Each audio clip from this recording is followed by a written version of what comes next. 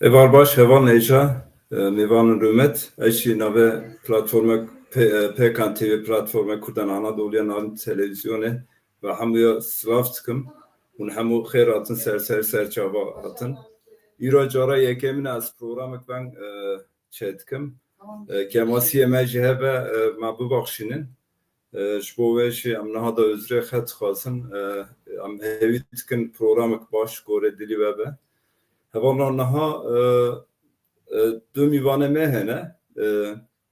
Beri dö mivane az banga dö mivana bakım tane az ve beşim.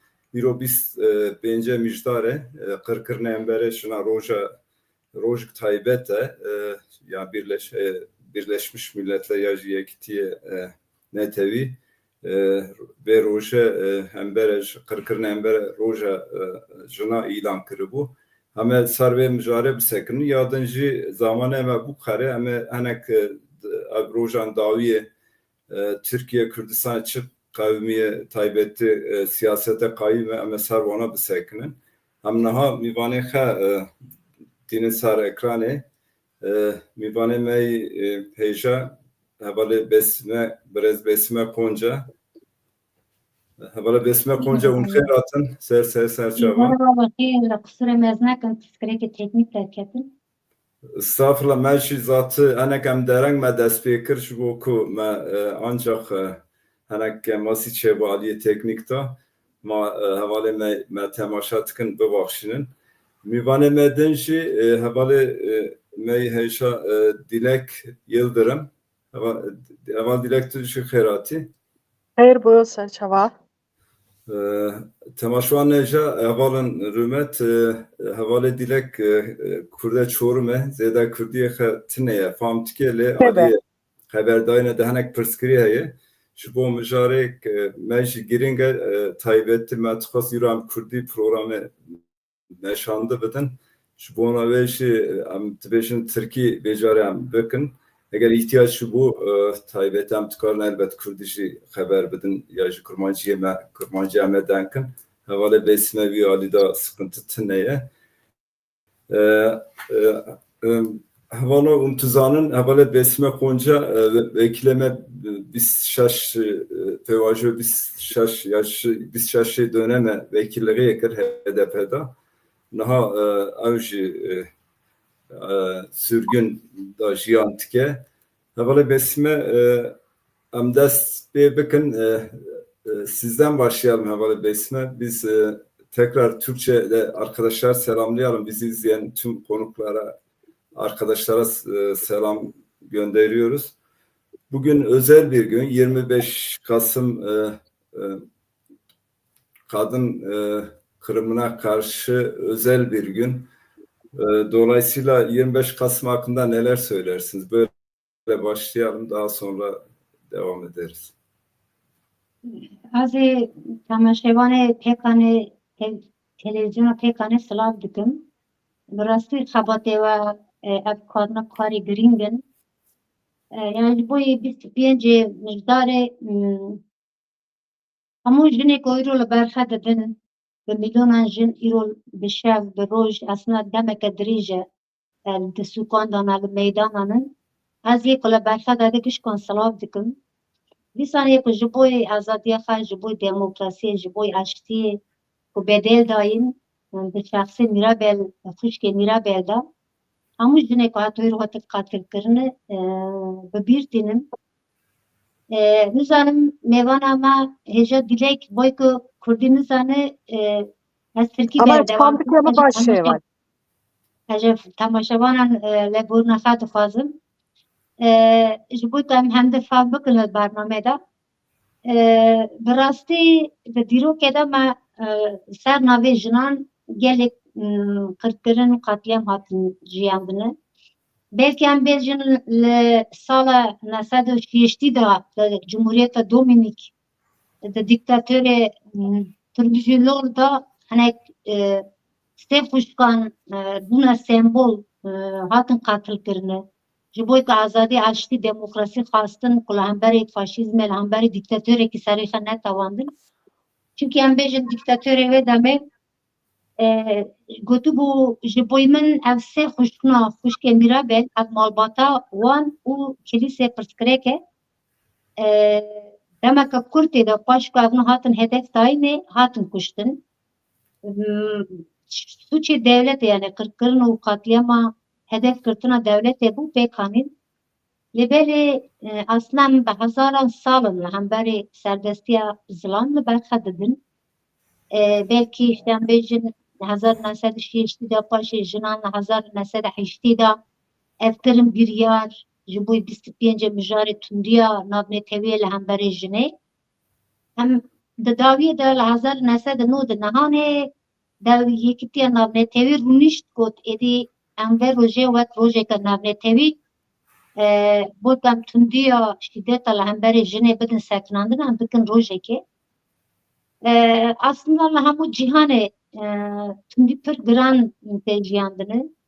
Belkî wek tedbîr hanîn ziman, belkî wek rojê 8 Adarê, rojê 25 Mijdarê bûna rojê sembol ama hem berxwedana jinan bêdom di wexta hesta asta jar da berdewam kir, hemî kuştina jinan, qirkirina jinan, qatliyama jinan, tundiya li ser jinê heta roja me îro pir zêde bû yani şeklê wê hatin garandinin. Ev rojna belkî ji bo qatliyama jinan, kuştina jinan, tundiya ku li ser fîzîkî bi nav dikin û tînin bîrê ama em hiro aliyê psikolojîk da, aliyê aborî da, aliyê derûnî da, ruhî da, aliyê bedenî da ji aliyê ser teknîk û teknolojiyê de hiro tundiya li hemberî jinê de asta jar da zêde bûne. Yekîtiya navnetewiyê ji bo jinê got em tundiya li hemberî jinê bidin sekinandinê îro daxaniyan didin, ji salanê raporan amade dikin. Mînaka pir balkêş e ji bo 2023 de dibên li hemû cîhanê di salekê de 51,000 jin û keçik xîzê biçûk bi destê zilaman hatin kuştin, hatin qatilkirin. û kuştinê devletê tevlî van hesaba nakin yani najmirin. Yê ku devletê serdestek û polîtîk qirkirina jinan, kuştina jinan pêk tînê hesab nakin. Ev hemû qatliyamna, ev hemû kuştinayê di nav malê de çêdibin. Yan hevalê xê mêrê xê, yan bavê xê, yan birayê xê, yan hevalê xê kar e, yan patronê xê. Bi rastî vê sîstemê mal, malbat, zawicandin pir pîroz dîtine, bi nav kirine, pîroz dîtine lêbelê jin îro yê herî nêzî xwe bi hemû herî nêzî xwe yekû din bi wê ve dijîn ku nefesê digirin li hemberî wan dixwazin xwe biparêzin. Bi destê wanê herî nêzîkê xwe yê malbatê xwe, derdorê xwe, nasê xwe têne kuştinin, têne qatilkirinin û yê ku nêne qatilkirinê bi rastî bi vê tundiya ve dijîn, bi vê tundiya ve mecbûr dimînin ku li ber xwe bidin. Va salê dawiyê li Tirkiye tevgerê jin, tevgerê jinên Kurd, li diasporê, li sürgûnê, li Ewropê, li hemû cîhanê jin bi van tundiyan ve hemî rû bi rû dimînin hemî ji bo azadiya xwe, ji bo azadiya civakê asta merheleke cida bedel didin, berxwedanê didin. Ji bo ku bijîne carnan tên kuştinin. Em bêjin di salana kesên ku bûne sembol hene yê herî nêzik de rojîn hat kuştin li Wanê hat qatilkirin, kujerê wê nehata diyarkirinin. Gülistan Dokuk li Bêrsîmê hat qatilkirin, hên diyarê xwe ne diyar e. Va rojê dawî dîsan li Wanê jineke bi navê Hilal hat wenda bû hên nedîtine. Em zarokên ku tên qatilkirinê dibînin ev tundiya ku li hemberî jinê bi rastî tundî bingeha xwe ji bîrdoziyan, ji îdeolojiyan, ji siyaseta dewletê digire. Di bingeha de dewletê lêbelê ê ku pêk tînin di civakê de heşmendiya serdest û mêran e. Heşmendiya ku di civakê de wek çendekê, wek nêzîkatiyekê, wek biryarekê ku bi destê zilaman pêktê hiro tê jiyandin. Ji bo wê jin di ferqa vedana li hemberî vê ku bedel çi dibe birabibe di duruşma wek jin jiyan azadiyê îro wek sembol berxe dibin. Ez dîsan hemû berxwedana jinan, sekna jinan silav dikim. Yê ku hatin qetilkirine bîr tînin. Ez dixwazim dirêj nekim û Spas birafîlê demî gotina xwe bêjim. besmele. Hem mesajı vale dilek şi bigrim piştavê em ê elbetîn devam bikin zamanê me jeye. Tenê ez vê bêjim evalo îro taybetî me biryar girt yani roja qirkirinê emberê jinayê lê yani ez moderatöriyê dikim heval gotin yani em hinek cudatiyê bikin ma hevalek mer ve programê moderatöriyê bike ji bo wê ez îro dikime gere ez vê jî bêjim hevalara. Heval Dilek, ben Dilek arkadaş size de tekrar hoş geldiniz diyorum. Öncelikle Dilek Yıldırım Çorum Kürtlerinden. Pekan TV izleyenler tanıyorlar. Daha önce de birkaç kez bizim programımıza konuk oldu. Kendisi müzik de yapıyor. Belki zamanımız yeterse sona doğru bir solo bir müzik gitarı yanında yok ama belki öyle bir şey yaparız. Dilek arkadaş siz ne 25 Kasım hakkında siz ne söylersiniz? Mesajınızı alalım. Daha sonra tekrar devam ederiz. Buyurun. Ben bütün arkadaşları selamlıyorum. Besime arkadaş aslında genel olarak değindi. 25 Kasım'ın işte Dominik Cumhuriyeti'ndeki Mirebalya kardeşlerin diktatörlüğe karşı başkaldırılan arkasından infazları. Buna paralel belki söyleyebileceğim işte biliyorsunuz Şili'de yine aynı şekilde Daniela Carasso'nun yani sokak dansçısı bir kadın arkadaşın devlet tarafından önce işkenceye uğratılması arkasından infazı. Yine biliyorsunuz Gina Amini yine bizim değerimizdir. Yani başörtüsüne karşı sadece başörtüsünün şeklinden kaynaklı işkence gördü ve öldürüldü. Yani katliamların önü arkası yok kadına dönük. Yine Nagihan Akarsu ile ben değinmek istiyorum. Biliyorsunuz yine yani aslında biz şeye bakmamız gerekiyor. Kadın katliamların temelinde yatan sorun daha çok yani hegemonik dünyanın, iktidar eksenli dünyanın ki biz buna erkek egemen diyoruz. Yani hani buna şu anki karşı belki erkek egemen de diyebiliriz. Ama bu bir anlayıştır, bir hükme gelen, bin yıllardır süre gelen bir anlayıştır. Ve dolayısıyla biz her yaklaşımda bu kadın katliamlarının çok da sadece cinsiyetçi bir yaklaşım olmadığını biliyoruz aslında. Yani çünkü olayın içinde jinoloji vardır. Kadının yaşama bakışı vardır. Ki bizim en belirgin sloganlarımızdan birisi biliyorsunuz Jinjiyan Azadi sloganıdır. Neden biz Jinjiyan Azadi dedik ve bunu tanımlarken de dünyaya nasıl yankılandığını ve hatta diğer kadın hareketlerinin de bizim bu sloganımızdan nasıl etkilendiklerini biliyoruz kadın direnişi noktasında. Esasında bu bir direniş, yaşamın tekrar varoluşu, tekrar dizayn edilme biçimidir. Özgürlük haykırışıdır. Ve ben aslında tekrar etmek istiyorum. Hani bu söylem salt bir cinsiyetçilik üzerinden yürüyen bir söylem değil. Yani kadın bakış açısı ve erkek egemen, eril sistemin bakış açısıyla değerlendirmemiz gerekiyor sorunları. Buna şuradan değinmek istiyorum. Örneğin olay sadece şu olsaydı yani silahların konuştuğu yani mekanik anlamdaki silahların konuştuğu bir dünya olsaydı ben geçenlerde yine ufak buna değinmiştim. Nagihan Heval'in elinde silah yoktu. Yani hani ama hunharca katledildi. Yine Gina Amini silahlı bir kadın değildi. Hunharca katledildi. Yine ben yine cezaevindeki siyasi tutsaklardan Garibe Gezer'e değinmek istiyorum. Biz çünkü unuttuğumuz değer yani unutulmuyor ama hani biz bazen kaçırıyoruz. Yani bu mücadele salt belki birkaç isimden değil ama farklı farklı kesimlerden tamamen sistematik bir yüklenimdir. Yani bu vahşi kapitalist sistemin kadına biçtiği rol, erkek egemen sistemin kendini var edişteki rollerini bizim iyi algılamamız gerekiyor. Mücadeleyi de bu şekilde bütünleştirmemiz gerekiyor. Ben işte jinolojiden bahsettim. İşte artık jinolojinin bir bilim... Peki Heval Dilek şöyle bir şey sormak istiyorum. Müsaade ederseniz. Tabii buyurun.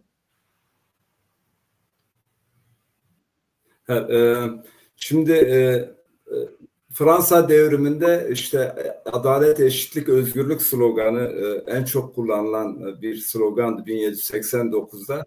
Daha sonra sesim sanıyorum size geç geliyor ama devam edeyim ben o zaman.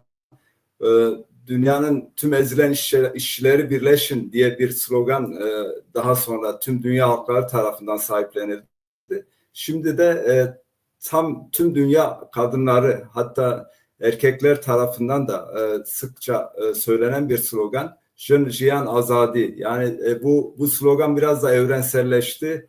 Dolayısıyla yani Kürt halkının bu noktada dünya insanlığına ya da işte dünya kadınlarına da bir armağanı olarak görebiliriz herhalde. Yani aslında bu direnişin haykırışıdır. Yani direnişin sesidir Jinjiyan Azadi. Biraz değinmeye çalıştık. Yani Besime Heval de yani değindi aslında. Çünkü bu mücadele özellikle biz şu şekilde düşünürsek belki Kürt coğrafyasından işte oradaki direnişle sembolleşmiş olsa da bir realitesi var. Buluştuğu bir nokta var. Yani aidiyetlik kazanan bir slogan. Biz bugün eğer diyorsak hani kadın, yaşam ve özgürlük, yani yaşamın kadın bakış açısıyla, kadının öz kimliğiyle e, doğru algılanması gerektiğini biliyoruz. Ve biz eşitlikçi yani iktidar eksenli bir sistemden bahsetmiyoruz. Yani kadın sorununa yaklaşım ya da diğer halkların birçok soruna biz ekolojik bir çözümden bahsediyoruz. Ekolojik kadın eksenlidir. Yani kadın bakış açısıdır. İşte yani hani ne bileyim doğaya yaklaşım, doğurganlığa yaklaşım, doğanın bir bütünü kendisi kadın bakış açısıyla aslında yürüyor. Bizim bu noktada biraz gerçekten hani doğrudur sembolleştik ama bu sembolleşmenin sebebi bu sloganın herkesin aslında özünde kendini bulmasıyla ilgilidir. Yani bugün erkek arkadaşlar da bunu haykırıyorsa biliyorlar ki kurtuluş kadın özgürlüğündedir. Yani kadın özgürlüğü gerçekleşmeden yani bir özgürlük dünyada topyekün bir kurtuluş olmayacak. E, Buna dönük mesela Sayın Abdullah Öcalan'ın da yani hani Kürt Halk Önderi Önder Abdullah Öcalan'ın da yani biz kadınların kendisinin yoldaşı olduğunu. Çünkü onun paradigmasında bu çok net bir şekilde belirtiliyor. Yani kadın özgürlüğü esastır. Bizim bunu gerçekten idrak etmemiz gerekiyor. Bunu idrak ederken de tekrar belki başa dönmüş olacağım. Bizim olaylara yaklaşımımızdaki hegemonik durumdan bir kere vurmamız gerekiyor. Yani yaklaşımı buna göre belirlememiz gerekiyor. Evimizi örnek alalım ya da evimizdeki bir doğayı örnek alalım. Bizim hükmetme, hakim olma, iktidarlaşma gibi bir çözümle yaklaştığımız zaman yaşam olmayacak. Birkaç kişinin tahakkümü altında gidecek. Ve bu tahakküm çözüm olmuyor. Mutlak bir eşitsizlik var. Yani adil olmayan mutlak bir eşitsizliğin sonucu biz direniş gösteriyoruz. Ve bu eksende Jinjiyan Azadi diyoruz. Bu şekilde bakmak gerekiyor ve keza hani bugün 25 Kasım'dan yani günün önemi üzerine konuştuğumuz için buraya tekrar getirelim. Heval Besime de bahsetti. Yani şimdi Dominik Cumhuriyeti'ndeki Mirebalya kardeşlerin diktatörlüğe karşı haykırmaları, yani baş kaldırmaları. İşte yani belirttik hani böyle bir sürü şey var. Yani hani var olan iktidara karşı, iktidar dediğimiz biliyorsunuz ezendir. Biz iktidarı istemiyoruz. Biz eşit, özgürlükçü bir yaşamda ısrar ediyoruz. Yani bunun savunucularıyız. Bunun için mücadele ediyoruz. Ve biz bu şekilde baktığımız zaman da karşıtlığında devlet egemenliği yani devlet sistemleri karşıtlığındaki bu direnişi tabii ki bastırmak istiyor. Bunun adı işte bugün Afganistan'da olabilir. Bunun adı bugün Hindistan'da olabilir. Bunun adı bugün İsviçre'de olabilir. Yani hani mesela İsviçre'de 14 Haziran eylemlikleri vardır. Ben İsviçre'de yaşadığım için söylüyorum. Burada da öyle. Yani kadın mücadelesi yükseliyor. Yükselmesinin sebebi 20. yüzyıla gerçekten de kadın direnişi yön verecek. Biz artık yani dünyanın değişiyor. Hani akışı değişiyor. Ulus devletlerden çıkıp gerçek özgürlükçü bir sisteme doğru yürümeye başladık. Çünkü bu Evet. kurtuluş burada. Hı hı. Spas hemen Dilek arkadaş arkadaşlar başlasın, ben böyle arkadaşça konuşuyoruz, birçok arkadaşlar da tanışıyoruz, o çerçevede programda çok resmi bir havada olsun da istemiyoruz. Heval Besime Peymana İstanbul heye Peymana İstanbul Devlete Türk Paşvakşand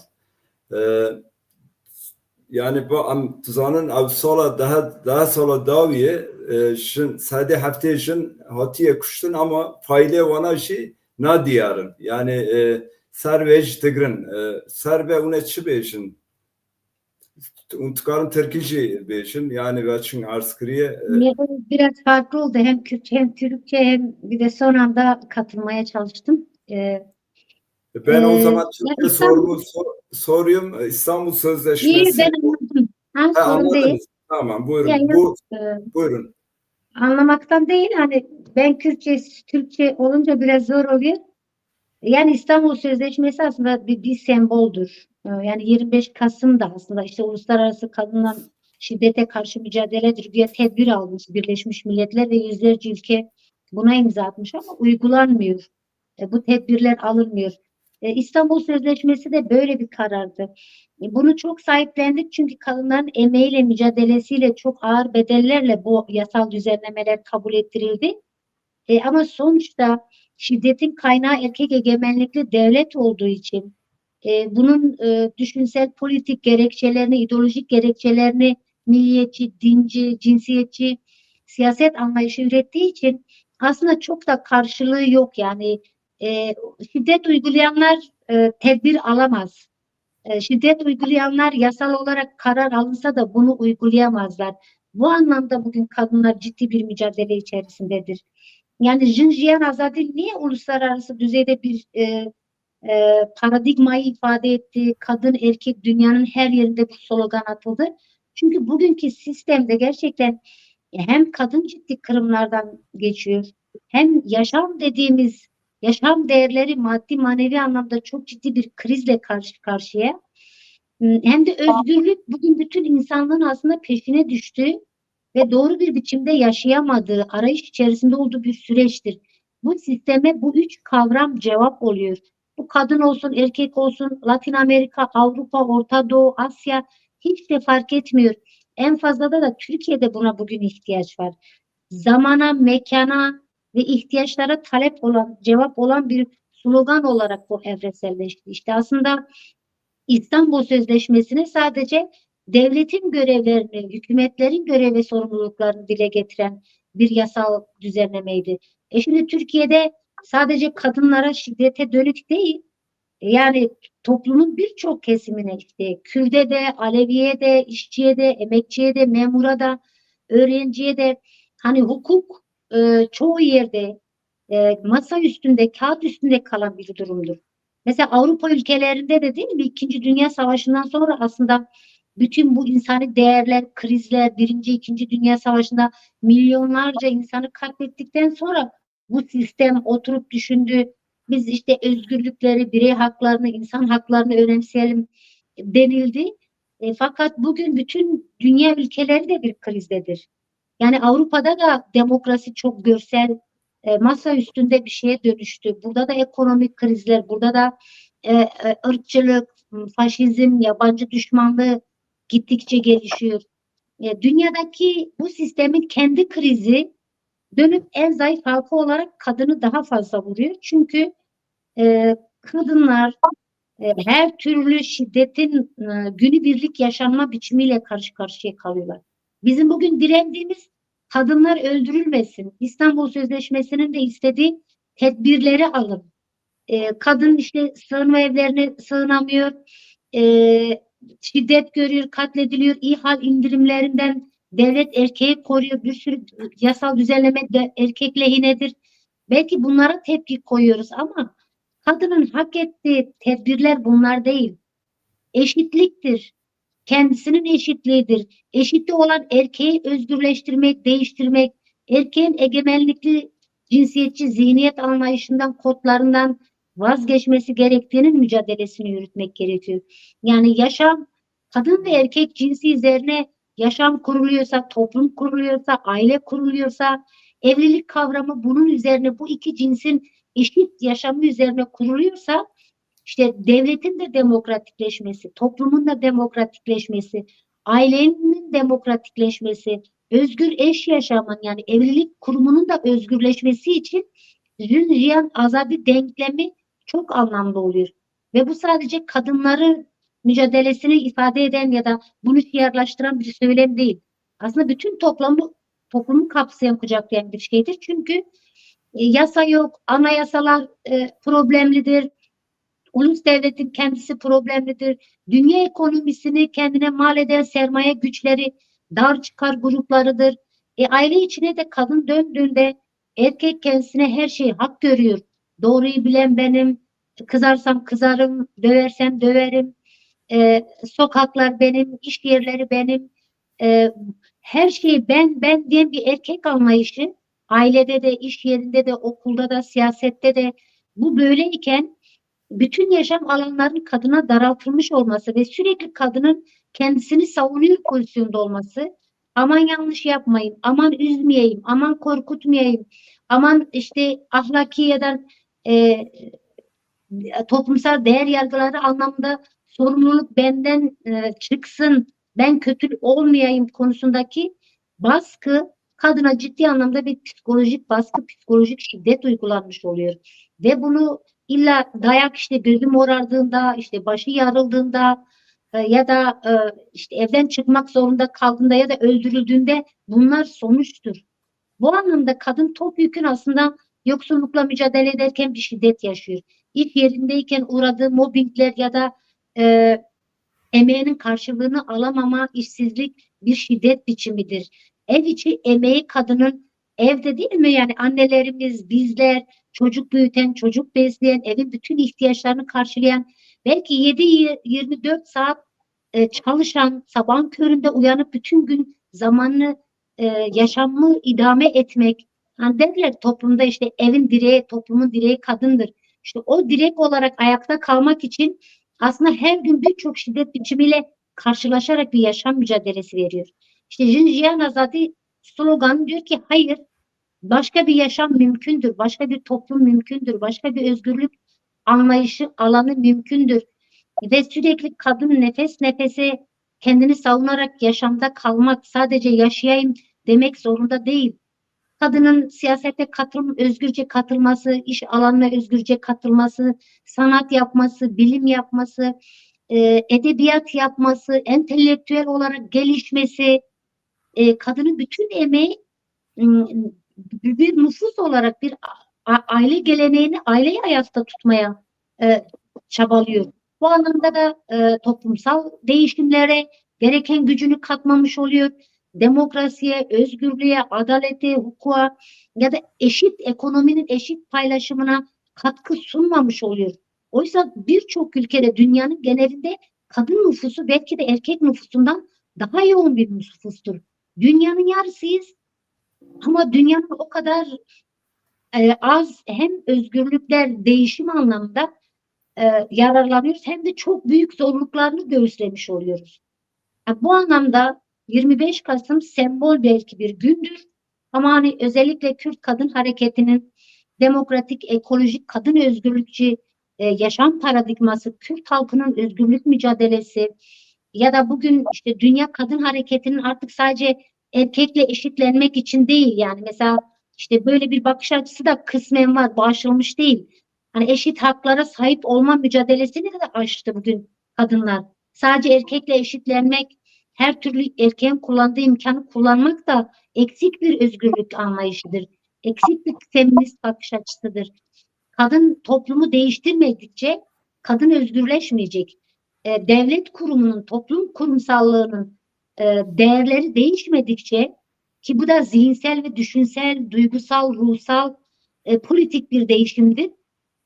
Bunlar değişmedikçe kadının yaşam güvencesi, kadının özgürleşme alanları her zaman daralacaktır. Ve erkek de eşitlenecek bir aşamada yaşanıyor bugün. Çünkü erkek de sonuçta bu tekçi ulus devlet anlayışı karşısında o da sorumludur. O da başka bir biçimde ezilen bir noktaya geldi ve dönüp öfkesini en yakınındaki annesinden, eşinden, kızından, yeğeninden, yani ailedeki ve çevresindeki iş arkadaşından en zayıf halka olarak kadını görüyor ve bütün şiddet boyutlarını, fiziki, psikolojik, ekonomik, daha farklı baskı biçimlerini de kadına yöneltmiş oluyor. Bu anlamda iki cinsin bugünkü mücadelemiz her iki cinsin özgürleşmesidir. Kadın bakış açısıyla, kadın kavramlarıyla, kadının eşitlikçi mücadele anlayışıyla, kolektif yaşam biçimiyle erkeklerin de yeniden kendini değiştirme, kendini gözden geçirme ve kadın mücadelesiyle ortaklaşması gerektiği konusunda Jinjiyan azadi ve demokratik modernite düşünce biçimi aslında bugünkü kapitalist sistem ya da bugünkü erkek egemenlikli ulus devlet mantığına da bir cevaptır. Gerçekten şiddet boyutları özellikle son yıllarda çok değişti.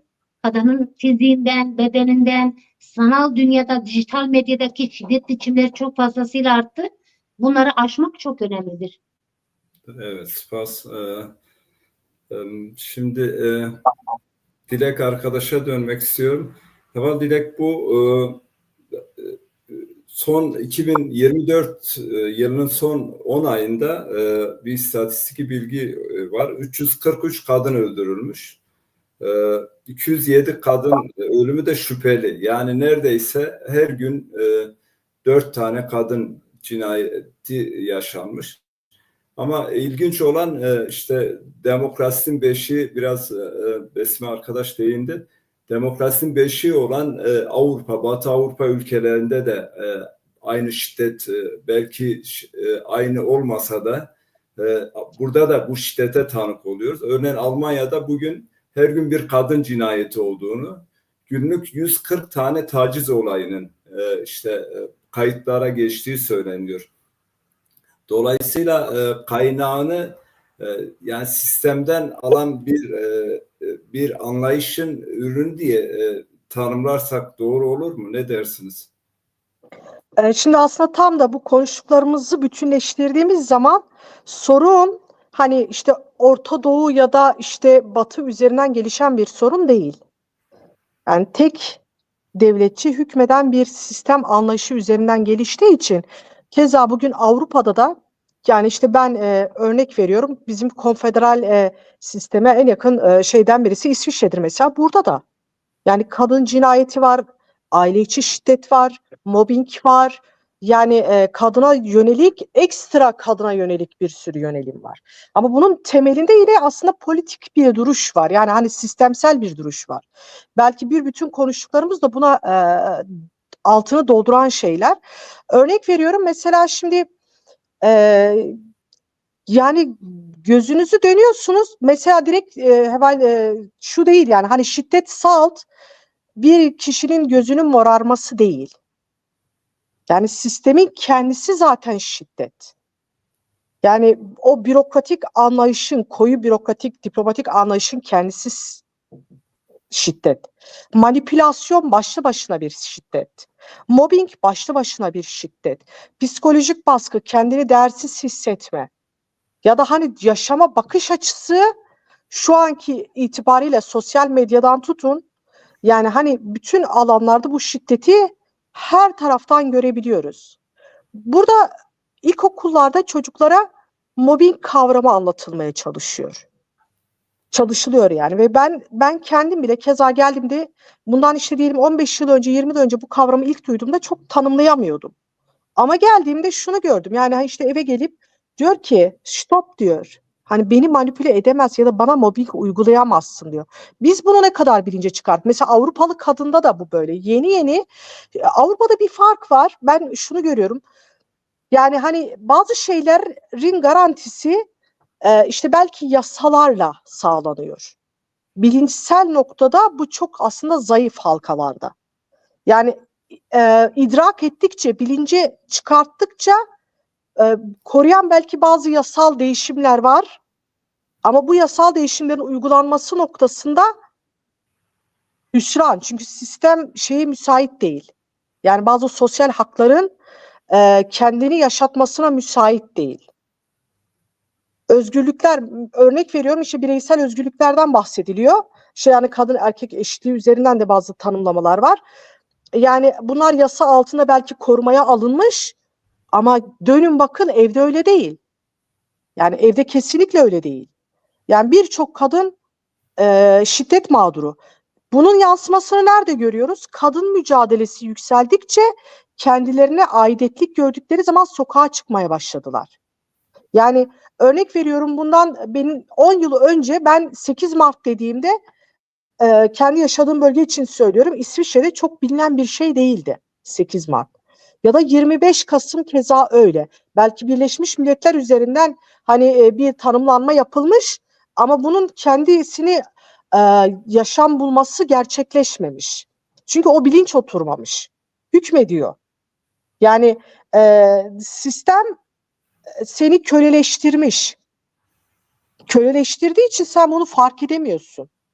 Yani o bilinci ancak belki şunla geliyor, kendinde farkındalık yarattığın zaman, o fark etme, kendi özüne dönüşte bunu bilince çıkarttığı zaman fark ediyor ki ben eşit değilim aslında, ya da ben doğru yaşamıyorum. Bir şeyler yanlış. Mesela intiharların bu kadar çok olmasının sebebi de bu. Sadece salt kadın sorunu üzerinden de düşünmeyelim. Gençlerin işte çok fazla madde bağımlılığının gelişmesi. Yani hani bu tarz şeylerin birçoğu vahşi kapitalist modern, yani nitenin yaşattığı şeyler, hengameler. Bunların aşılması için de bir farkındalığın gelişmesi lazım. Bu noktada zaten işte biz diyoruz hani Jinjian Azadi sloganı neden bu kadar Avrupa'da yankılandı? Yani şimdi sadece olay başörtüsü sorunu olsaydı Avrupalı başörtüsü mü takıyordu? Yok. Ama farklı bir şey var. Yani bir hükmetme hali, bir evde eşit değil, yaşamda eşit değil, kendini bulamıyor, özüne dönemiyor, metalaştırılmış kadın. Kadın metalaştırılmış. Yani hani buradan baktığımız zaman Avrupa'daki kadını belki biraz böyle anlatmaya çalışıyorum ama hani yaşadığım için 10 yıldır şunu gördüm. Aslında biz yalnız değildik. Sorun sadece Orta Doğu'nun kadının sorunu değildi. Burada sorun Avrupa kadını için de geçerlidir. O yüzden de bu kadar yankılanıyor.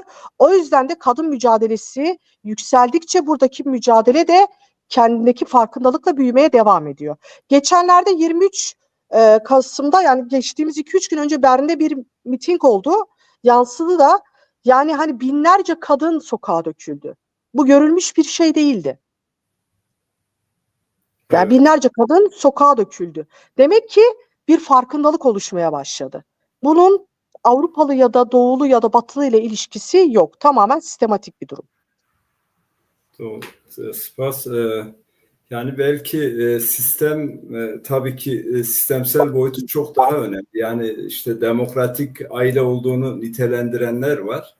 Kısmen belki ilişkilerinde o demokratik yaklaşımı aile, eşiyle, çocuklarıyla yaşayanlar mutlaka var. Yani bir bütün değil ama bir genel bir çerçeve var. Yani mesela sürekli işte Batı'da kadınlar ekonomik koşullarını, bir daha ekonomik bağımsızlarını kazandığı için biraz daha fazla o noktada özgürlüklerini elde edildi diye bir tanım var. Aslında orada da bir eşitsizlik var. Yani örneğin işe eşit ücret ödenmiyor. Kadınlar az alıyor. Belki sistemi en doğru tanımlamak için biraz provokatif bir soru sorayım. Besme, bak, kadınlar niye erkekleri öldürmüyor? Yani çok provokatif değil belki aslında ama e, ya öldürme olgusu biraz ideolojik bir kavramdır. Yani sonucu belki fiziki olarak yaşama son vermektir ama ideolojik olarak şekillendirmek bir güç kullanmadır, bir güç gösterisidir, bir üstünlük anlayışıdır, bir haklılık anlayışıdır. Ve dediğim gibi hani 5000 yıllık erkek egemenlikli düşüncede bu hakkı hep erkek kendisinde görmüştür.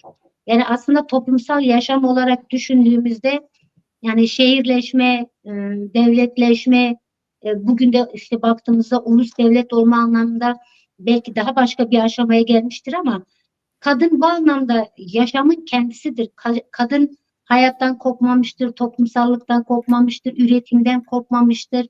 Ee, Özellikle erkeğin analitik düşünme, yani sadece aklıyla hareket eden, daha çok pozitif düşünen ama kadının aslında akıl ve duygu dünyasının birlikte çalıştığı, vicdanıyla aklının çok daha dengeli olduğu, biyolojik olarak da farklılıklarımızın olduğu, toplumsallık olarak rollerimizin farklı olduğunu düşündüğümüzde kadına böyle ben istediğimi yaparım, güç bendedir, nasıl kullanırsam kimse bana hesap sormaz, ben kimseye hesap vermem demediği için bu konuda şiddet uygulayan olmuyor.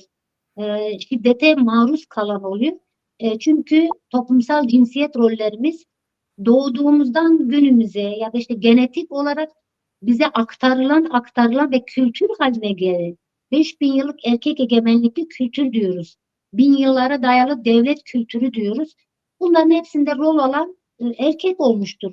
Bunu da kişiler olarak erkek değil, aslında cins bilinci, toplumsal bir ideoloji ve kültür olarak erkeğe tanımlanmıştır. Şimdi ezilen toplumlara baktığımızda aslında erkekler de kadınlar kadar devlet şiddetini işte köleci çağdan, orta çağdan, bugünkü işçi sınıfını kapitalist modernitedeki işte zincirsiz köle olarak tanımladığımızda bunlar da farklı farklı biçimlerde şiddet uyguluyor, yaşıyorlar. Ve son dönemlerde de aslında belki bir anlamda evet fiziki olarak işte günlerce dedim işte 2023'te 51 bin kadın katledilmiş ve buna devletin savaşlarda yaptığı katliamlar da dahil değil. Kendi çevresindeki erkeğin katlettiği kadın sayısıdır.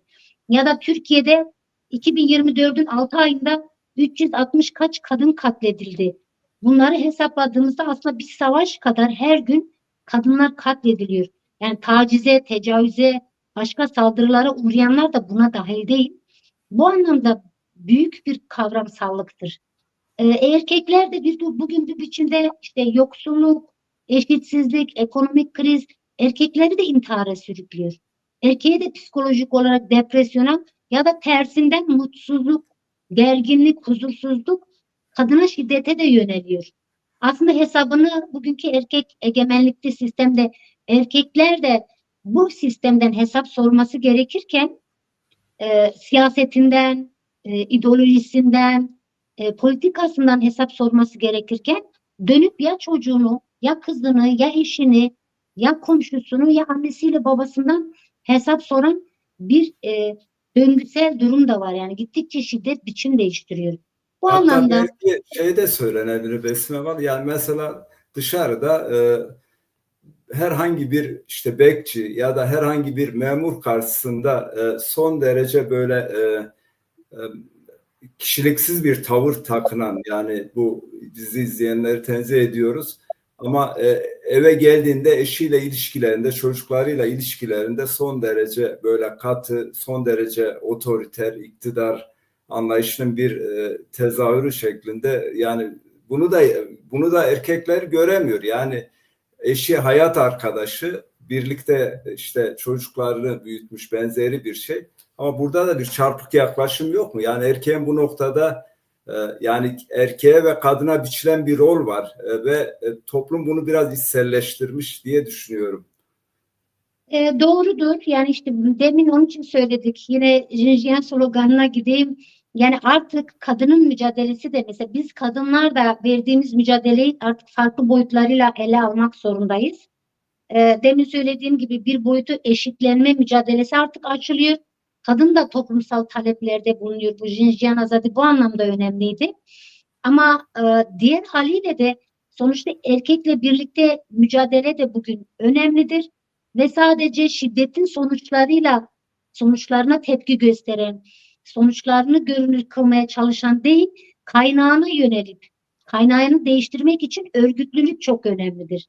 Yani kadın öncülüğünde örgütlenmek, bugün bu mücadeleyi büyütmek, buna erkeği de katmak önemlidir. Çünkü sizin verdiğiniz örnekte işte devleti güç gören, devletin dışına taşınmayan, kendini taşıyamayan, devleti bir otorite olup boyun eğen erkek doğalında dönüp devletten öğrendiği, devletin okulda öğrettiği, iş yerinde öğrettiği ya da mesela AKP, MHP faşizmi döneminde niye bu kadar kadın şiddeti meşrulaştı?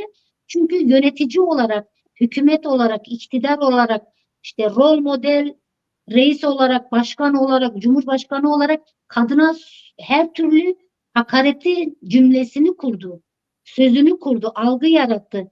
Algı yaratınca siyaset doğalında dönüp evde de erkekler kendine görev bilip kadına her türlü şiddeti uygulama hakkını kendinde görüyor.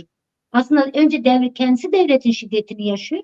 İşte bu politik olabilir, kutuplaştırma olabilir, Kürt'ü ayrıştırarak, Alevi'yi ayrıştırarak, işçiyi her türlü ucuz iş gücüne mahkum ederek bir şiddet uygulamış oluyor.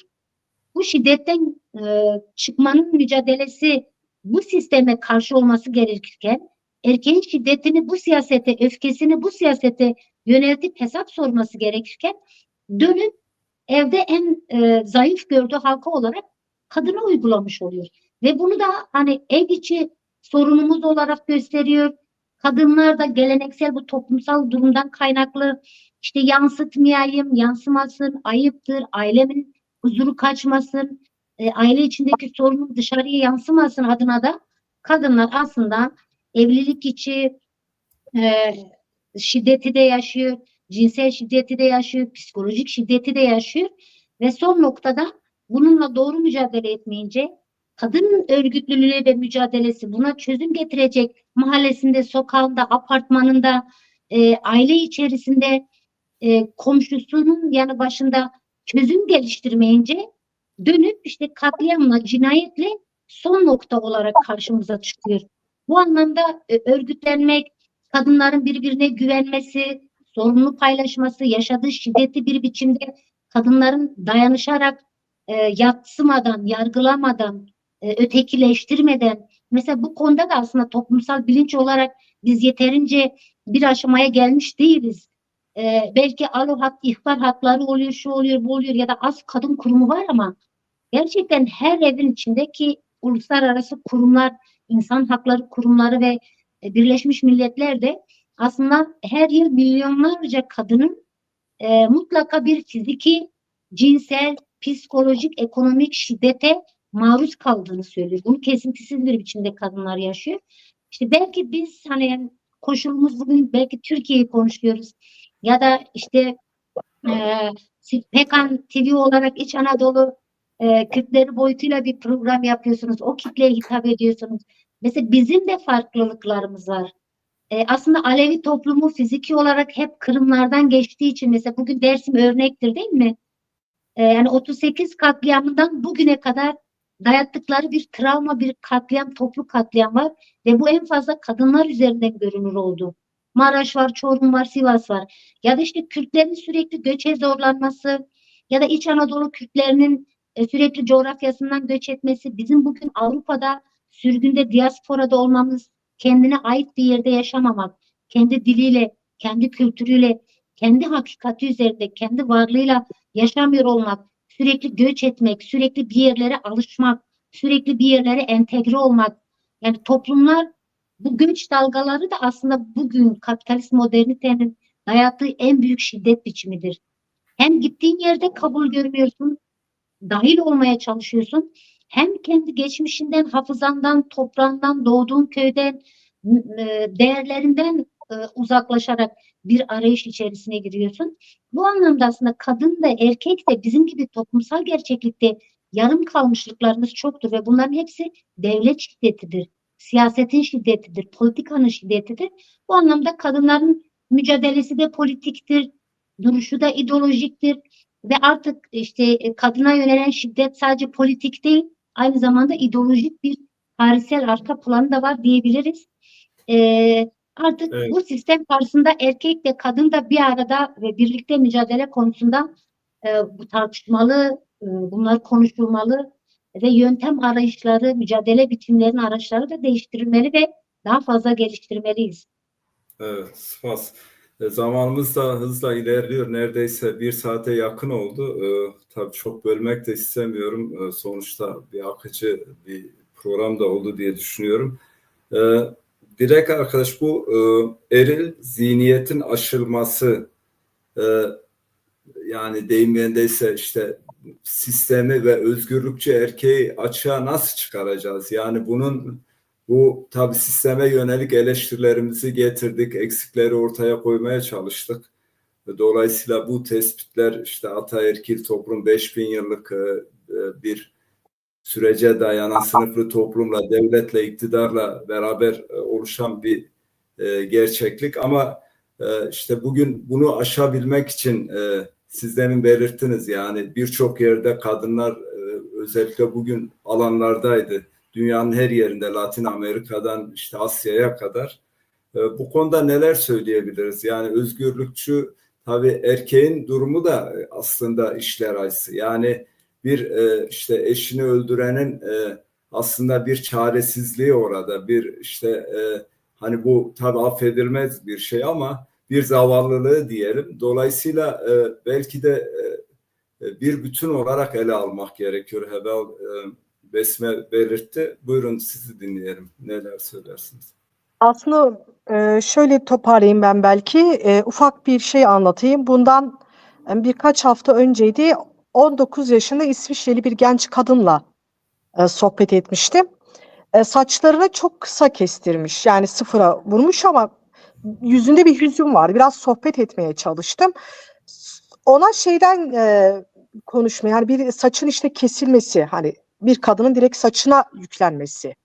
Çünkü genelde bu psikolojide de var. Direkt kadın saça yükleniyor. Yani hani o saçın nasıl bir tanım varsa, hani Rapunzel var. İşte saçları böyle uzun uzun, o böyle tırmanarak topla saçlarını Rapunzel diyor. Hani çıksın gelsin falan, ama şuna getireceğim. Konu buradan açılırken ben oğlumla geçen küçücük bir anekdotu anlattım ona. Bana dedi ki benim oğlum da yaklaşık bir 18-19 yaşında. Biraz sohbet ettiğimizde bana şunu söyledi. Dedi ki feminal hareketlere dönük şöyle bir yaklaşımı vardı. Dedi siz dedi bu sorunu neden dedi, hani bizim de sorunumuz olduğunu farkında değilsiniz. Sorun sadece kadın değil. Çünkü biz bu sistemde güçlü durmak zorundayız. Ağlamamamız gerekiyor. Sen biliyor musun dedi, en çok intihar dedi İsviçre'de erkeklerden gerçekleşiyor. Kadından ziyade erkekler kendini intihar ediyor dedi. Şimdi böyle bir şeyden ben de o genç kadın arkadaşa buna paralel sordum. İşte oğlum böyle böyle diyor, ne düşünüyorsun? Bana dönüp şunu söyledi. Ama dedi biz dedi erkekler gibi değiliz. Biz herkesle yaşayabiliriz. Yani farklı cinsiyet algısı olan insanlarla, yoksulla, zenginle, işte farklı dillerden, kültürlerden herkesle kadınlar yaşayabilir. Ama erkekler yaşayamıyor. Bizim kadın eksenli yaşamayı öğrenmemiz gerekiyor. Yani hani jinolojik bir bakış açısıyla yaşamayı öğrendiğimiz zaman kadın da erkek de özgürleşecek. Ve bir şey daha söyleyeyim. Şimdi bir yabancı dil eğitimi, hani işte bulunduğumuz yerlerde işte entegrat altında yaşadığımız ülkenin diliyle ilgili bir kadın kurumu var, AYDA diye. Ben oranın okuluna gittim bir 6 ay. Gidi gitmez karşımda duvarda bir yazı. Kadınlar çok dillidir. Yani hani bu yazıyı duvara yazmışlar ve düşünüyorsunuz. Ha, neden kadınlar çok dilli? Çünkü tam da bu kadar sohbetin üstüne aslında tıkandığımız nokta iktidar eksenli. Kadınların iktidar olmak gibi bir derdi yok. Kadınlar yaşamı birlikte örmek istiyor. Yani bunun adı eşitlik ya da işte evvel Besim'in dediği gibi şey değil. Birlikte yaşamak, özgür ve eşitlikçi, adil yaşamak. Bu noktada yani biz birlikte yaşayarak, birbirimizi anlayarak ve sistemi doğru tanımlayarak özgürleşeceğiz. Hem kadın hem erkek. Hatta biz özgürleştikçe doğa kurtulacak, yaşam kurtulacak. Evet. Bu şekilde, yani çünkü dünyanın akışı bu şekilde gidiyor. Hani ekolojik kötü durumda, klimalar, buradaki gençlerin hepsi birçok soruna değiniyorlar. Birlikte yaşadıkça, birlikte öğrendikçe ve iktidar olma hırsından vazgeçtikçe, ki biz bunu kendi alanlarımızda, siyasi alanlarda da yapıyoruz. Mesela bulunduğumuz kurumlarda işte diyelim ki aktif arkadaşlar için diyelim, ben eminim birçok kadın arkadaş yani hani orada söz sahibi olmak için ya erkekleşiyor, tırnak içinde söylüyorum, böyle bir sorunumuz da var. Bizim erkekleşmekten kurtulup, yani erk olmaktan, iktidar olmaktan kurtulup özgür bir yaşamı birlikte kurmaya ihtiyacımız var. Bu şekilde özgürleşiriz diye düşünüyorum. Doğrusu belki de erkeklerin o noktada biraz kadın tırnak içinde kadınlaşması, kadının işte o duygularını, paylaşımını, işte o doğurganlıktan gelen işte cefakar, fedakarlığını dikkate alarak yaklaşması gerekiyor. Bize isterseniz yani bu konu tabii çok çok önemli bir konu. Bununla ilgili paralel zaten biz bunun sistem kaynaklı olduğunu belirttik. Bu örneğin Besim arkadaş Batman'da işte Kürtçe biliyorsunuz son dönemlerde başta Kürdistan'da olmak üzere e, yeniden kayyum atamaları oldu. Halkın iradesine, seçme ve seçilme hakkına ipotek konuldu. Ciddi anlamda bir saygısızlık, iradeyi tanımama gerçekliği var. Tabi bu biraz da Kürtlerin şahsında çok daha fazla. İstanbul'da, Esenyurt'ta da oldu ama sonuçta tabi sistem Kürtlere kim yaklaşırsa, işte Kürtle kim bir ilişki içerisindeyse onu hedef alıyor. Batman'da işte bu kayyum atandıktan sonra işte dün kadın spor kompleksinin Kürtçe ismini kaldırmış. Sadece Kürtçe kadın kompleksi. En son işte Dersim'de bu kayyum atamaları oldu. Ovacık'ta oldu. Dolayısıyla biraz siyasete de bu vesileyle girmiş olarım. Çok kısa da olsa çünkü başta belirttik dedik iki konumuz var. Belki tek kadın konusunu işleyebilirdik, devam edebilirdik ama biraz buna da değinelim güncel olması açısından. Bu kayyum politikalarına ilişkin neler söyleyeceksiniz? Yani bir halkın iradesi var, çalışıyor, kendi insanını oraya getiriyor, kendisine hizmet verecek olanı tanıyor, biliyor. Kendisinden birisi işte herhangi bir devletin Ankara'dan, İstanbul'dan, Çorum'dan, Yozgat'tan bir kaymakamı geliyor, oraya atanıyor. Dolayısıyla işte dün Dersim'de beton bariyerler konulmuştu. Bir yandan da Kürt sorununun çözümüne yönelik işte bir takım söylemler var. İşte Sayın Öcalan meclise gelip konuşma yapmasından benzer şeylerden bahsediliyor.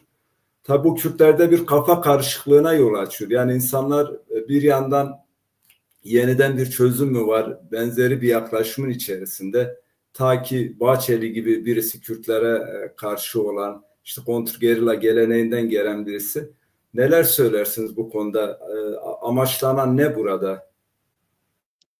Ya önce kusura bakmasın bizi izleyenler. Hani biz kadın konusunu biraz uzun konuşmak zorunda kaldık. Aslında ikinci gündemi biraz da unuttuk. Ama aslında gerçekten kadın için söylediğimiz her şey Kürt toplumu, Kürt halkı ve Kürt sorunun çözümsüzlüğü konusunda da benzerdir. Hani bazıları söylüyor ya aslında Kürt sorunu yoktur. Türkiye devletinin sorunu vardır diyoruz. Bu anlamda doğrudur. Yani kadın sorunu da böyle bir şeydir. Yani bu erkek egemenlikli zihniyetin ve ulus devletin sorunudur. Kadın sorunu da, Kürt sorunu da bu noktada birbirine benzer durumlardır. Farklılığı kabul etmeyen, tekleştiren, illa ben olacağım, ben yapacağım diye zihniyettir. Yani biz kayyumlarla 8-9 yıldır mücadele ediyoruz. Bu üçüncü kezdir kayyum Kürt halkının iradesine dayatılıyor. Ve bu teslimiyetçi bir anlayıştır. Yani ancak ben seni yönetirim. Bu sömürgeci bir zihniyettir. Bu işgalci bir anlayıştır. Ve bunu nasıl ki kadına yapıyorsa, okulda öğrenciye yapıyorsa, eğitim müfredatlarıyla, okulsuzlukla özgürlüğü ve demokrasi farklılığı savunan herkese nasıl dayatıyorlarsa, bunların hepsinin toplamı da aslında 100 yıldır ulus devletin, cumhuriyetin kuruluşuyla da Kürt halkına dayatılan bu sömürgeci zihniyetle başlıyor. İşte bir Ermeni soykırımı yaşandı. 1 milyon insan göç edildi, katledildi. Cumhuriyet eksik kuruldu. Cumhuriyet yanlış kuruldu. Halkları, demokrasi, özgürlüğü, çoğulculuğu, eşitliği kabul ederek kurulmadı. Bu zihniyet bugüne kadar değişerek geliyor. 90'larda başka bir biçimde Kırım'dan geçtik. 2000'lerden başka bir biçimde mücadelemize, kadın mücadelesine, Kürt mücadelesine dayatıldı. 80 darbesini yaşadık. Sol sosyalist mücadeleye sürekli 10 yılda bir darbe yapan bu devlet anlayışı bugün de kayyumla bu darbeleri gerçekleştiriyor. Bir darbe rejimidir ve halkın da onurlu duruşu mücadelesi sürüyor. Evet, hani tekrar bir çözüm mü var? Aslında devlet hiçbir zaman çözümden yana olmadı. Tasfiye etmek, teslim almak, kendi çizgisine çekmek için çeşitli dönemlerde denemeler yaptı. Ama Kürt Özgürlük Hareketi ya da Sayın Öcalan 90'lardan günümüze kadar aslında hep çözümü dayattı. Çözüm önerilerini sundu. Bunu bütün hükümetlerle, Özal, Demirel, Ecevit, Erbakan ve bugünkü AKP'li işte 2015'teki çözüm süreci dediğimiz o İmralı sürecine kadar hep Kürtler, demokratik siyaset ve Kürt Özgürlük Hareketi'yle Sayın Öcalan bunun önünü açmaya, sorunu şiddetten çıkarıp siyasi ve hukuki zeminde mücadeleye dönüştürmek istedi ve devlet buna gelmedi. Bugünkü bu yaklaşımlar da çok şaşırılacak bir durum değil. Evet, söylenen Bahçeli'nin çok farklı bir kavramsallık üzerinden söyledi ama zaten sorunu çıkmaza koymak için söyledi ve bir hafta sonra da yine tecrit uygulandı. İmralı tecrit sistemine karşı Sayın Öcalan üzerinden. Bu anlamda günü kurtarmak, kendini kurtarmak, toplumu algılarla yönetmek için kimi dönem kadınlara, kimi dönem solculara, kimi dönem Kürtlere, işte kendi içinde cemaat darbesiyle bunu yapmaya çalıştı. Ergenekon adına başka algılar yaratıp kendi çatışmasını geliştirdi. Üniversitelere bunu dayattı, akademisyenlere dayattı. Sürekli krizi yöneten bu hükümet, bu rejim 21 yıldır bunları bize dayatıyor ve kayyum rejimi de bunun bir parçasıdır. Direnen bir toplum var, direnen bir Kürt halkı var. Nasıl ki kadınlar direniyorsa bu mücadele yürüyecek. Hani konu çok geniştir ama toplumumuzun kafası karışmamalı, toplum özgürlüğü getirecek, toplum sorunları çözecek, rol almalı, tartışmalı, halklar buluşmalı. Siyasetten bir şey beklememeliyiz çünkü gerçekten faşizmin olduğu yerde çözüm olmaz. Ama biz dayatırsak bu noktaya da getirebiliriz. Böyle bir şansımız da var. Kadın mücadelesinde olduğu gibi. Spas. Hemen evvel direkt zamanımız da sınırlı. Lütfen cevaplar da kısa olsun. Belki bir iki soru daha sorabiliriz. Şimdi 22 buyurun. Ben son sorunuz olarak toparladım. Yok ben son sorum şu olsun Eval Besime, o zaman siz sonra Dilek arkadaşa dönelim. Yok, Dilek Can kullansın hakkını. Sonra bana Öyle zaman mi? kalır. Tamam. Kadın paylaşımı da bu olsa gerek diyelim. Bugün özel bir günde. Şimdi bu faşist iktidar diye AKP MHP iktidarı 22 yıldır ülkeyi yönetiyor. Yani öncesi AKP'ydi. Sonra 2016'dan itibaren MHP ile bir ittifaka girdi. Şimdi 12 Eylül öncesi biz ülkede biliyoruz çok ciddi bir devrimci dalga vardı. İşte sendikalar son derece güçlüydü. Yani sol hareket, demokrasi hareketi gerçekten oldukça güçlüydü. Ama bunlar 22 yıllık iktidardan sonra böyle deyim yerindeyse toplumu teslim aldılar. Toplumda işte AKP ile birlikte ciddi anlamda ideolojik bir yani bir anlayış da ortaya çıkardı AKP. O açıdan bunların yani çok fazla bir emeği de yok açıkçası. Yani Türkiye için sadece işte paradan, işte ranttan başka bildikleri bir şey yok. Toplumda bunu görüyor. Ekonomik olarak ciddi bir kriz de yaşanıyor bugün. Biz bu sol güçlerin, demokrasi güçlerinin özellikle Türkiye'de az da olsa bu aydınların özellikle Türkiye'deki demokrasi mücadelesinde dinamik güç olan Kürtlerle ortaklaşma noktasında ne yapmaları gerekiyor? Yani biraz doğru koyalım. Özne'nin ismi de Kürt Hareketi gerçekten kadınıyla işte gençleriyle çok ciddi bir dinamik güç. Bu anlamda neler söylersiniz? Ya aslında hani ben bu konu da geniş bir konu. Sadece Yorum kısaca oldu, biraz şey yapayım. Yani belki kendi bakış açımla söyleyeyim. Çünkü ben hani 12 Eylül ardılı bir çocuğum. İşte hani külleriyle örtülmüş bir 12 Eylül darbesinden sonra kendince biraz böyle şekillenmeye çalışıp devrimciler ya da solcular üzerinde biraz o mahallelerde, çünkü bulunduğumuz mahalleler öyleydi. Yani hani şu gelinen noktaya baktığımızda belki çözüm yine aslında yine aynı şeyden geçiyor.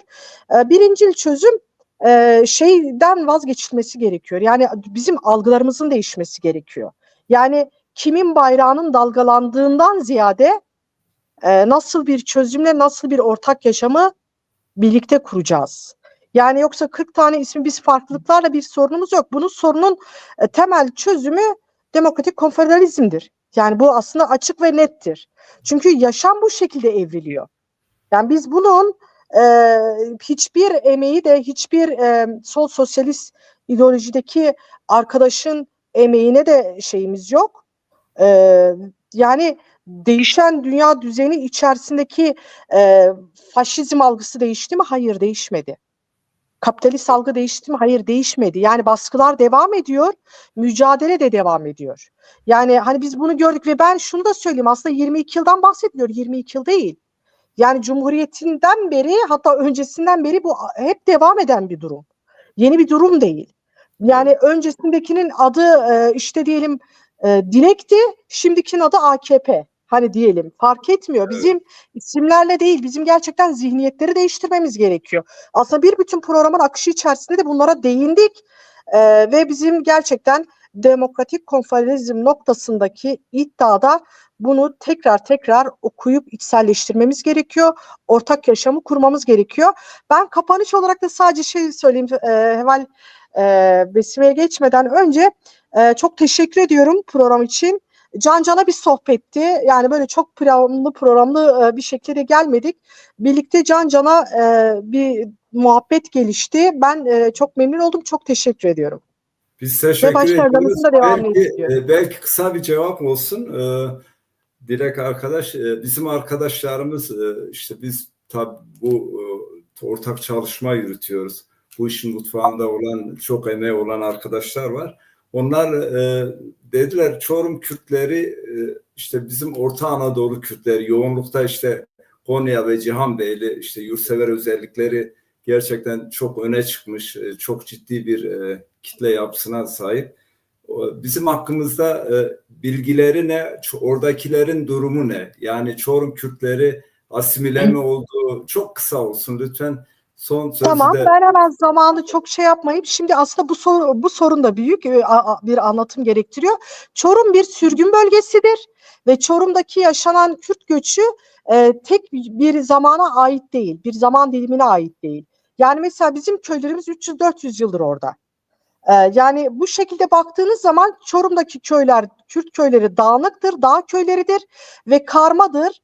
Ve mesela Osmanlı'nın sürgün bölgelerinden bir yerdir. Hüküm sürdüğü bölge içerisinde her başkaldırıda, her isyanda birileri Çorum'dan geçmiştir. Yani o hattan geçmiştir. Oralara sürgün edilmiştir. Ben bunu şöyle kısaca söyleyeyim. Kürtler şu an tırnak içinde söylüyorum. Tabii ki biz İç Anadolu Kürtleri özel bir tarafı vardır. Çünkü köklerimizi arıyoruz ama artık dünyanın her yerindeyiz. Yani sorun bir bütün böyle bakmak gerekiyor. Çorum Kürtleri az değildir. Yani parça parçadır. Sosyolojik olarak baktığınız zaman benim kendi bulunduğum şey mesela ben Alevi Kürt köylerindeniz. İşte diğer tarafta işte Şafi Kürt köyleri var. Sünni Hanefi Kürt köyleri var. Bunların toplamdaki yoğunluğu dönem dönem gelmişler ve bir araya tutulmamışlar. Aralarımızda 2-3 köy, 2-3 köy ve bu köyler çok yoğun değil ama Konya, Cihanbeyli, Kırşehir bu bölgelerde çok ciddi bir yoğunluğunuz var. Bir aradasınız. Bizlerinki dağ köyleri parça parça ama şunu söyleyeyim size çok kısa bir şey söyleyeyim İç Anadolu Kürt'e özellikle Çorum'a dönük. Bundan devlet işte AKP hükümetiyle bunu kaldırdılar. Biz teröre müstecir köyler olarak tescillenmiş jandarmanın kendinin ilan ettiği köylerimiz vardır. Yani bunu işte son dönem bir 10-15 yıldır bunu kaldırdılar. Yani düşünün ki köyler teröre müstecirdir diye damgalanmış. İşte diyor Türkmen Alevi teröre müstecir, işte Kürt Alevi teröre müstecir, işte Kürt Şafi teröre müstecir diye jandarma tarafından seceresi dizilmiş köylerdir. Çok değiliz, çok fazla göç vardır. Bu sorun asimile olmuş muyuz? Doğrudur. Asimilasyon doğalında gelişen bir asimilasyondur. Özellikle son 20 yıldır öyle söyleyeyim. Ama onun öncesinde köylerde işte benim 20 yıl öncekiler Kürtçe konuşuyordu. Şu an bir araya gelemedikleri için geldiklerinde yaşlılar konuşabiliyor işte düğünlerde, bayramlarda. Hani diyelim ki bitmiş. Yani bu asimilasyon salt şeyle de ilgili değil. Biraz yaşam, sosyoloji değişti. Çok dağınız, çok azız. Sizler kadar yoğun yaşamıyoruz. Yani Konya Kürtleri ben o konuda çok şey de buluyorum. Yani çok değerli buluyorum. Bir aradalar, kültürü de koruyorlar. spas hava dilek hava besime gotine ve daviye ma kurdi be me iro program taybetti zede me Türkiye haberda Ona davetçi beşin am şida ve programa kapa bakın. Kerem. Bura temaşavanê me lê bornexem jê dixwazin aslında ez bi Kurdî dikarim bafim ama cavabê temaşavanê we kurmanziyê me giştî nizanin ez bi kurmanziyê ez ê ji Meroşê me kişacê kurmanziyê me Meroşê ên Anatoliyê em ê mînê hev dayîn dikine wala ku çi dav bira bibe em Kurdê em jinê em sosyalîstê em nebêjin ev qedera me ye em nebêjin em her tiştekî ji dewletê bira dewlet bike em çavê me bira nîla dewletê bi li welatê li bajarê Tirkiyê li Kurdistanê li Ewropayê gerek ku em li ser heqîqetê xwe bisekinin ev televîzyonê giran in xeberrêxistinkirinê giring e televîzyon şopandinê giring e niqaşê we li ser sosyal dijital medya kirin ê giring e em ê li ser kokî xwe her darek li ser kokî xwe şîn dibe her dibên çûçikek bi qenadê xwe difire em jinê û ciwan Tange ve şu. Zor spas havale besme milletvekili bana yemeği. telefon geldi bu arada. Evet tamam Jibo tamam. Gelek spas mesajı ve gırt gelek spas mala ve ava. Besme konca milletvekili HDP bere bu. Yani am tukarım beşin hem velatiye me hem şerit ben ya sinore me ya kırmancıya wana jivek mina me hatı bu şabe me Almanya'ya masave am gelek spasiye hep peşkeştikin havale dilek her vaha kurdeme çor mevcut kurdan Anadolu'ya nabine am şi gelek kef hoş bun havale dilek malavej ver beşin zor spas un tıkarın hanek pisek değerli arkadaşlar havalın heşa am İro cara yekemin hemen program çekir kemasi çebu bubakşinin ama programı gore dili ve bu baş tabi baverim ben çebu değerli arkadaşlar ilk programım dolayısıyla daha iyi olabilirdi sunumda ya da eksikler olduysa özür diliyoruz bağışlayın.